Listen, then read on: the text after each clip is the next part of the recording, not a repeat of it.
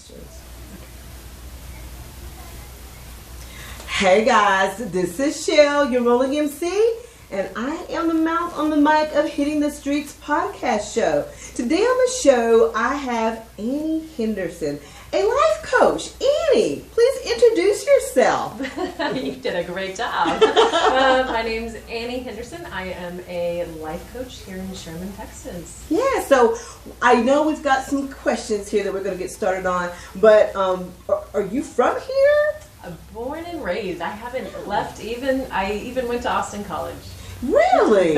Oh my God, I'm so surprised that our paths have not crossed until now. I know. Right? I know. So tell me, why did you decide to become this life coach? Yeah, that's a great question because it was a long journey. That wasn't anything I'd ever heard of, right? I didn't even come to my awareness. So my path actually started, like I said, at Austin College. I started with psychology as my bachelor's, and then they had a education program that I didn't know I was interested in until I was there. Yes. So I jumped into that, got my master's in education, and did that path for a good while until I went to get my master's in school counseling, and then a master's in professional counseling.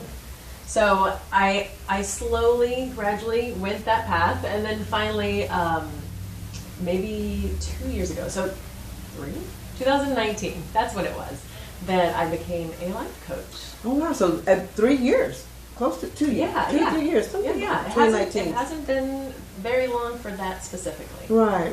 Oh my gosh, I didn't know all that. So who inspired you to become this life coach and then start your business? You know what? I did not know anybody that was a life coach. I think it was the entrepreneurial side of me, which I think it's got to come from my dad, because he always had, one job, which was he was a postal worker. But then he was always had something else going on, and still does. He's got that hustle in him. He does. Yeah. Right? I can't imagine him ever stopping because he enjoys it so much, right? So when you love what you do, there's no reason to take a break. You just kind of keep evolving and shifting it. And I think that's what I've done. I've loved every piece, right? I love being a first grade teacher.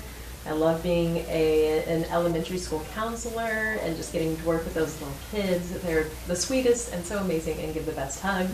Oh God, yes. Yes, they do. Yes, and then a little bit of private practice before I realized I wanted to shift into life coaching.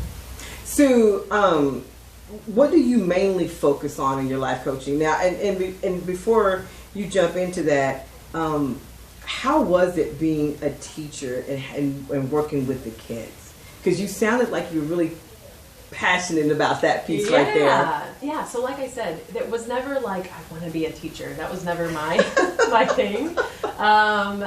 It was a means to it, and when I first got into it. But having my, just this little small community, because I've always had an interest in like their emotional and mental health, probably more than their education. Sure, absolutely. So like we got to bond. I was one of those teachers that like at recess, I'm playing with you. I'm going to play soccer right there. Yes. We're going to do it. And it was just, they're so sweet. So it's always fun as a teacher to still hear from your students after they've graduated or right before. I've had some reach out and say, they're going to be a teacher, and they thought of me. So any of that is just wonderful validation. And in terms of love languages, I'm words of affirmation. So any of that just lifts me up. Guys, and we're going to get back to that question. Annie had sent me that to find out what my love language is. And mine is acts of service. Okay. And I was like, I think we talked about that, didn't we? Did that nail me? And I was like, why is that so true? And I started reading other things that, it breaks it down to you, but that was the highest, the highest.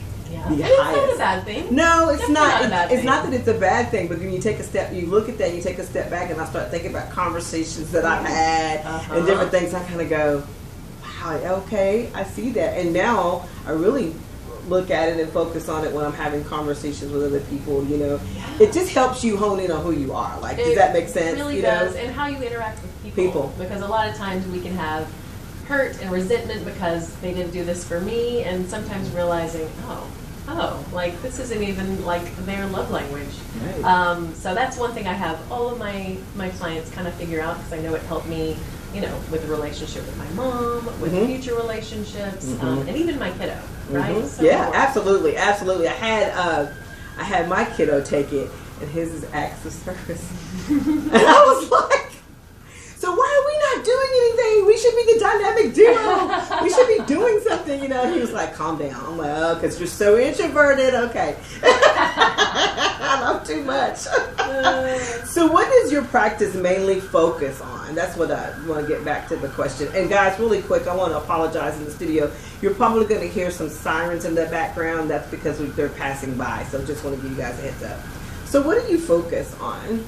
Yeah, so I focus on people pleasers. So people that struggle to say no without either feeling some guilt or resentment. They a lot of times will avoid conflict, right? They will hold stuff in because they don't want to hurt feelings. They will put themselves last. And then sometimes they over apologize. So if you have that friend or family member that says sorry, even if it doesn't make sense, that's probably a people pleaser. Okay. And also the LGBTQIA community. Okay, that's so, guys. When she was talking about the people pleasing, I felt like she was describing me at times, because there's times that I'm like that, especially with work. Yeah. So I had to learn how to set some boundaries. And let me tell you guys, I've been working on that for a long time, and that, as easy as it sounds, that is one of the hardest things that I've had to do, is to set boundaries and learn how to say no better.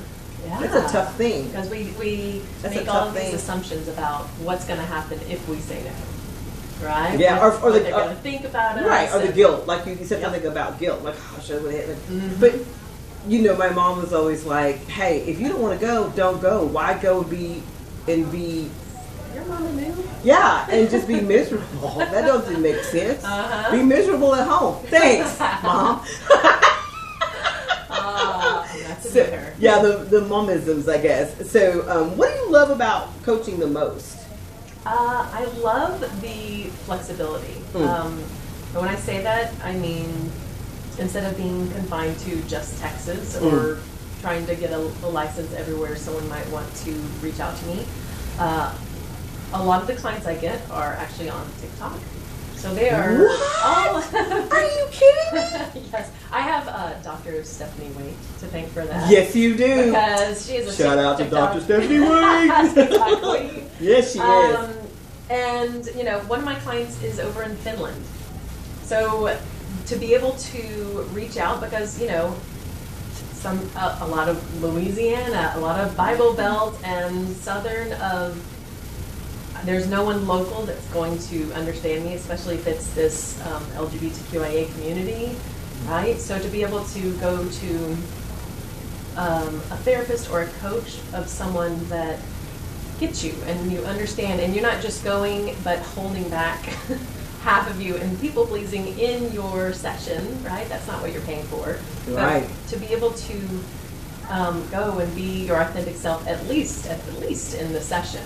So being able to reach out to people, not just in Sherman, not just in Texas, anywhere. Right. So find the best match for you.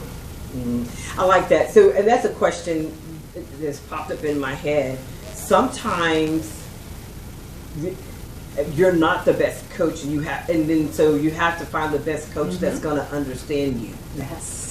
So, and that's common, isn't it? Isn't that common in coaching? Yeah, and therapy. I was listening to Dr. Waits, right? And it's you find your best match. So I'll hear a lot of people, and they're like, yeah, I was working with someone, and either we weren't making progress, or I didn't feel comfortable with this side of it. And part of the reason why I got into helping people pleasers and the LGBTQIA community is because that was my path. I was a people pleaser from such a young age. Yeah. And then I got married. I was checking all these boxes of this is what I'm supposed to do.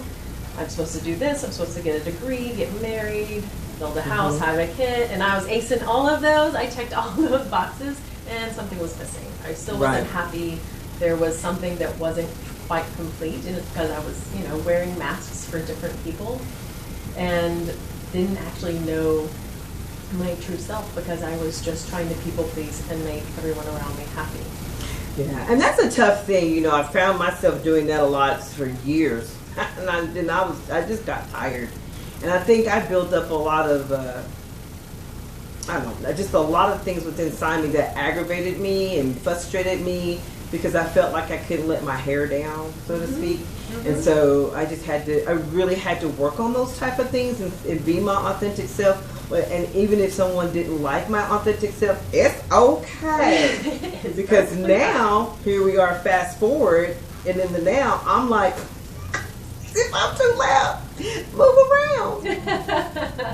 And I think I really honed in on that. And I hope with this younger generation, learn that too, that you don't have to hide behind those masks, that you can be your authentic self. There are people out there that's going to accept you, and the ones that don't accept you, well, y'all already know. y'all know. Y'all reading me on this mic? Yeah. So I'm just, I think sometimes you just have to be that way. A lot of people, like when I was younger, it meant a lot to us to have friends and people to like us. And when that didn't happen, we had to figure out why. And I don't think that's the case anymore. Right, yeah. When we try to make friends about a number instead of the quality, right? You don't need toxic people. You don't need drama. Narcissistic people. No, thank Vain you. people. Okay. The list goes on. So what is the biggest challenge you have helped one of your clients through? Now, I know this is going to depend on several situations if you want to share, but what has been one of the biggest ones with the people pleasing? Yeah, so let me think. Sure, absolutely. Without being too specific, because exactly. Unfortunately, I have a lot of clients with very similar things, which is why we have a group where they meet each other and they understand and they can lift each other up because it sounds like my story. So some people have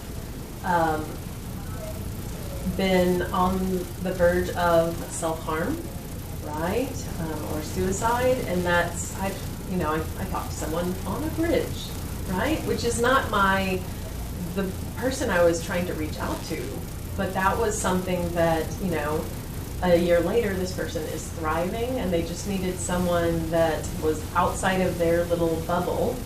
Right? When we feel judged and unheard, it can be devastating and feel hopeless. So there's some like that. A lot of people feel stuck, right? And they're afraid to be themselves or live their life because they've built up this, they've had this mask on for so long, and they fear they're going to lose everything and have to start over. And I can resonate with some of that. I wouldn't say I had to start over, right? Because we start with wisdom. We have all this experience and feedback. But we gain that through our mistakes, errors, and failures. So it's okay. Yeah, it's not. It's okay. Yeah. Like it's okay if you fail doing whatever that you decided to do. And I think sometimes we look at failures, as a negative. If you really take a step back and look at failures as a positive, you learn something out of that helps you move on to the next step. Now that's just me. I'm not no coach now, but that's like the theme of entrepreneurs. Yeah, right? but it fail forward. That's exactly right. But being and doing what I've been doing right now, I can't tell you how many mistakes. I don't know. Oh yeah. I done made a big mistake now that I got to go home and work on some stuff. And I was like, well, that'll teach you, Chef. I bet you won't do that again. You know what I'm saying? Yes. But I don't feel like.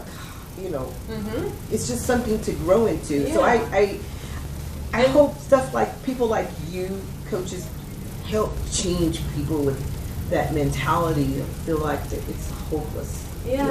That fear of failure and fear of success that can kind of go hand in hand. And if you're starting over with divorce, then you can fear like I'm losing, possibly family and friends and in-laws and my house and, some finances. So it can feel like you're starting, you're taking steps way back. But even with those changes, the ones that once they get on the other side of it, they're like, but I feel so peaceful and I can breathe. Absolutely.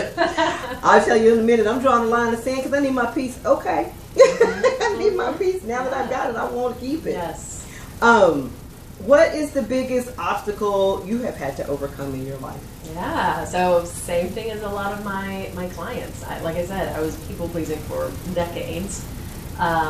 So coming out in a smaller Sherman type town can be difficult, and even searching for the right church. And I don't know if I've mentioned this, but so I go to First Sherman Methodist, and I even have the board there asked me to have an office. So I'm nice. Right. So if you're in the Sherman area, and I see a third grader there, I see teens, I see adults, and if you're like, I can't afford coaching, I can't afford anything, but I need someone to talk to, right? It's not just for members of that church. It's not just for Christians. It's not just for straight people or gay people. Anybody that needs someone that is not family or friends to just kind of get some stuff off their chest or talk to, then reach out, because that is available, and that's what they wanted when they did that. And that's amazing. Right? I'm so impressed with that church. Yes, thank you to them and you. Yeah, you're so because welcome. You're volunteering your time to help people that just don't have it in their means to help. To get help. Yeah. Thank you for that. You're so welcome. That's good to hear. Okay. You're pulling at my heartstrings here. So what would you say is the key to your success?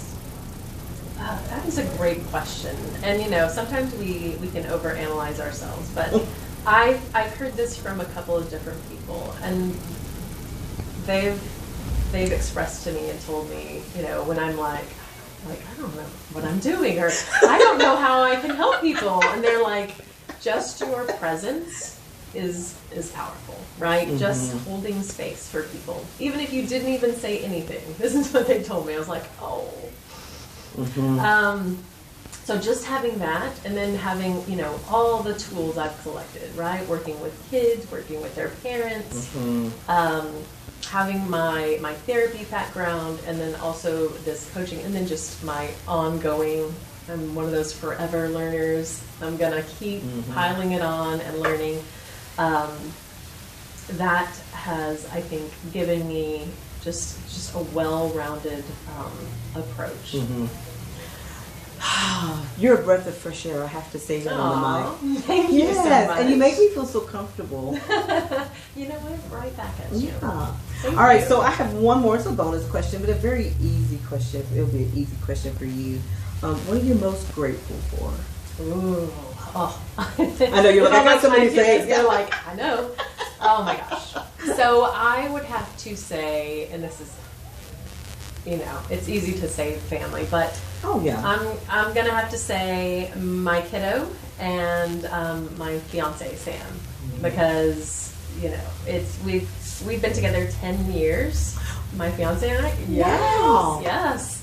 And through me quitting a stable job as a teacher and school counselor, and navigating this and figuring myself out, and even emotionally, she's seen me grow. And I had most of my people pleasing tackled when we first met, but just feeling more and more myself and more confident. And she's been there in all the ways, cheering me on. She was not a Sherman transplant, so Sherman's great. We love Sherman.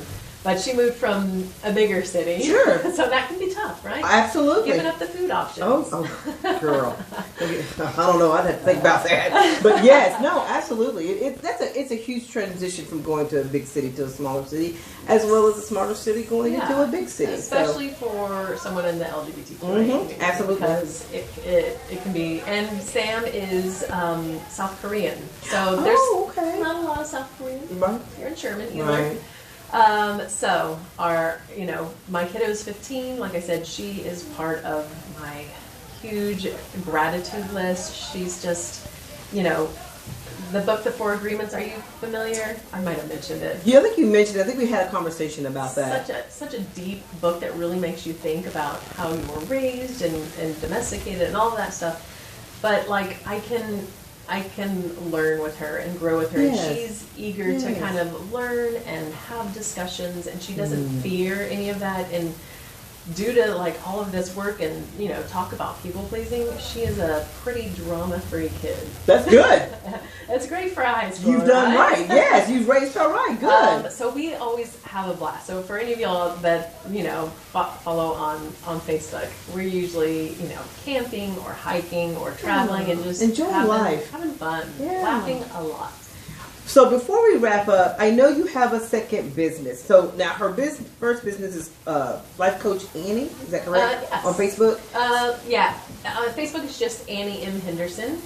Just to find my that's where I post most of my stuff. Okay. I do have a business page. Okay. All right. Sorry about that, y'all. No, you got it. Okay. You got it. All right. So let's talk about your second business here. I just want you to mention what you guys have started getting into. Yeah. So something that Sam and I started together is great for Sherman, right? Sherman, Denison, Grayson County, and it is our business is Cobalt 21 Consulting, and it is for payment processing. And I actually got into that because as a life coach, I was using Stripe.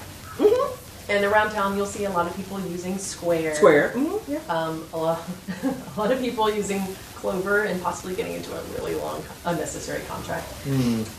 So what we do is we just help our local community, because usually when I ask a local business, they either maybe can't reach out to their person. They don't have like Square. You can't go and necessarily talk to a human. A human, yeah, right. Gotcha. Or their person's in Dallas or California. Right, or they're not local. Yeah, they're not local. So to have that local touch, we like to be able to provide that. But really giving people not just better customer service, but a lower rate. I think most people now have next day funding, but if you don't, right, that's a pretty easy thing. Yes, but ma'am. we have jewelry shops around town, pizza, right, my favorite pizza shop, towing, the University of Gymnastics, lots of great places. So if you know any of those people and you're like, hey, I do know that person, you don't even have to ask me. You can ask them how it's going, how they're liking it, and if you're not brick and mortar, right? If you're online like I am, that's not a problem. If you're not in Sherman, not a problem. Where do we find this information? Can you give us your website really quick so people can... Oh, yes. It should be www.cobalt21consulting.com. Okay. So everybody can go to that website and check it out. And if they've got any questions, obviously there's contact information they can hit you up. Yeah, for sure. Good. All right, so give me the rest of your social media information and your website for you and your coaching. Yeah, my website is anniemhenderson.com. Okay. Keep it pretty simple. Don't forget that M in the middle. And then if you don't want to mess with all the rest, right, anniemhenderson.com, and then Facebook's Annie M. Henderson, and then I'll usually have links to my my old podcast and TikTok and Instagram and how to book a session and all of those things. And I do have free consulting calls, a free consultation call. So if you're like, I don't want to, pay this money, and it might not be a good fit, that first call is free to see if we click or, and if you're like, this isn't for me, you'll definitely leave the call with some clarity, with some good resources, and then I might have a better idea of who to connect you with. Awesome. Well, that's it for us. Annie, thank you so much for being on the show. You are so welcome. Thank you for having me. Yes, this was fun. This was fun. All right, guys, that's it for me, your rolling MC. So catch another episode on Hitting the Streets.